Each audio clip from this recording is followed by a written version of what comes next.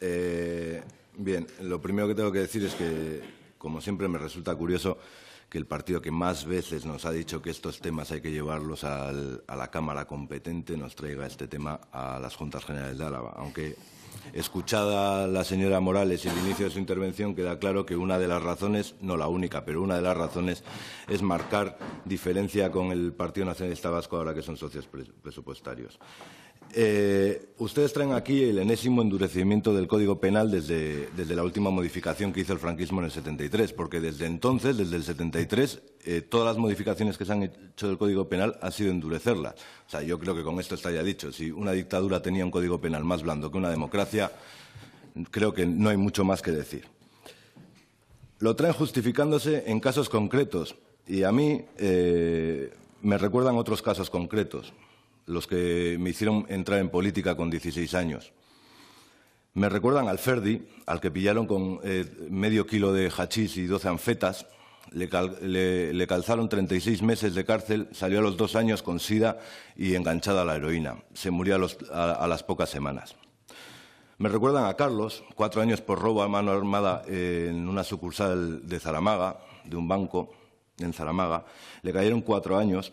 En un traslado disciplinario de Nanclares a Coruña por denunciar palizas de los carceleros, se terminó suicidando en el penal de Santander. Y hablo de estos dos casos porque los conocía, porque estudié juntos con ellos, porque conocía a sus familias, pero podíamos hablar de los más de 156 presos muertos en 2016, de los 200 anuales, según respuesta de instituciones penitenciarias en 2013, que dieron la respuesta. Pero no, ustedes traen aquí para justificar lo injustificable y ponen sobre la mesa casos horrendos de asesinatos y violaciones que suponen el 5% de la población reclusa en el Estado y, a cambio, pretenden legislar para el 100% de la población reclusa. Nos dicen que hay casos que no son reinsertables, que hay que mantenerlos encerrados, porque decir eso es más sencillo que reconocer que no existe la reinserción en el sistema penal español. Es más sencillo que reconocer que las políticas penitenciarias del Estado español han fracasado desde el mismo momento en que se pusieron en marcha. Proponen alargar penas cuando el Estado ya tiene el mayor índice de cumplimiento de penas de Europa. Tal es así que, siendo el Reino el 25º Estado en el índice de criminalidad de la UE de 28, es el 6º en población reclusa, con 147 reos por cada 100.000 habitantes, al nivel de grandísimas democracias como Turquía y Hungría. Y no es que detengan más, es que liberan menos. Es que, teniendo las mismas tasas de delincuencia que en los años 80, tenemos el doble de población reclusa que entonces. Porque la condena media en el Reino triplica a la condena media europea. Y ustedes vuelven a abogar por endurecer las penas. Lo cierto es que, aunque su sacrosanta Constitución, en su artículo 25, insiste en que el objetivo único de una pena de privación de libertad es la rehabilitación del preso, las penas en España tienen de facto una función retributiva. Están allí para pagar por lo que han hecho. Porque lo cierto es que, si el objetivo fuera la reinserción y la rehabilitación, se debería apostar por invertir en procesos educativos y formativos, al tiempo de crear ambientes que permitan alejar al reo de esos ambientes contraproducentes de los que suele llegar. Y, por supuesto, se debería atacar de raíz los problemas que generan esa delincuencia. Mayoritariamente, esto supondría acabar con la pobreza, porque son los pobres los que llenan las prisiones. Ustedes nos traen aquí el enésimo endurecimiento del Código Penal y lo hacen apelando exclusivamente al interés de las víctimas. Pero es que no hay pena suficiente para los padres que han perdido a una hija. Aunque restableciéramos la pena de muerte, la familia no estaría plenamente satisfecha. Es el problema de los sentimientos vindicativos. Están ahí, son absolutamente legítimos, pero no permiten seguir hacia adelante. Es apostar por regresar a 1700 a.C., a la ley del talión, al Código Hammurabi. Valoramos el dolor de la víctima y, en función de ese dolor, imponemos la pena, el ojo por ojo, el diente por diente. Eso también explica por qué las penas por malversación, por corrupción, etcétera, son tan leves. Al fin y al cabo, no existe un dolor real en el robado, porque no tiene sensación de que le hayan robado a él. No les preocupa ni ocupa el fracaso monumental de sus políticas penitenciarias como método de reinserción.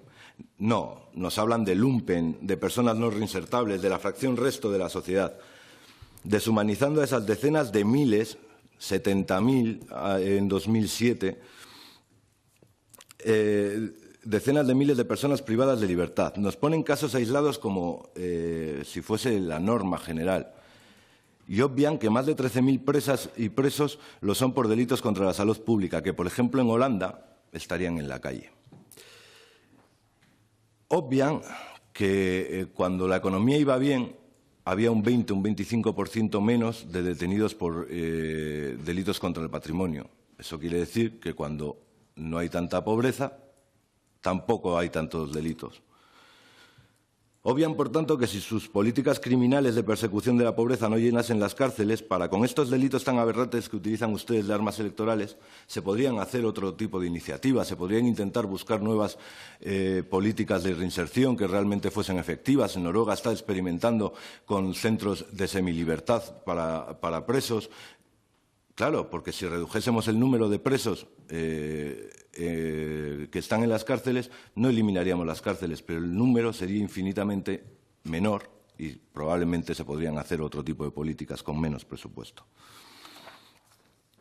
Votaremos que no a su propuesta de endurecer aún más las penas, pero les vamos a pedir una cosa, les vamos a pedir coherencia con sus postulados. Si este es el modelo que defienden, vayan a su Parlamento a Madrid y propongan la derogación del artículo 25 de su Constitución. Y miren, les vamos a proponer un texto alternativo que iría más acorde a lo que ustedes defienden. El artículo 25 debería decir: las penas privativas de libertad y las medidas de seguridad estarán orientadas hacia el castigo y la ejemplificación, pudiendo consistir en trabajos forzados siempre que beneficie a empresarios afines. Y así, tampoco nos olvidaríamos de los más de 12.000 reos y reas que por 80 euros mensuales facturaron en el año 2014 más de 162 millones de euros para instituciones penitenciarias y empresas tan conocidas como la familia Pujol Ferrusola, Telefónica, El Corte Inglés, ACS o el Banco Santander. Un beneficio de 1.400% por cada euro invertido. Eso es un negocio. Eso es el negocio de la cárcel. Votamos que no porque, afortunadamente, nosotras nos movemos en parámetros diametralmente opuestos a los suyos. Y yo, en particular, voto que no por tantos y tantas nadies ocultadas y exterminadas en prisión. 156 en el año 2016, cerca de 2.000 en una década, más de 8.000 desde que aprobaron el artículo 25 de su Constitución.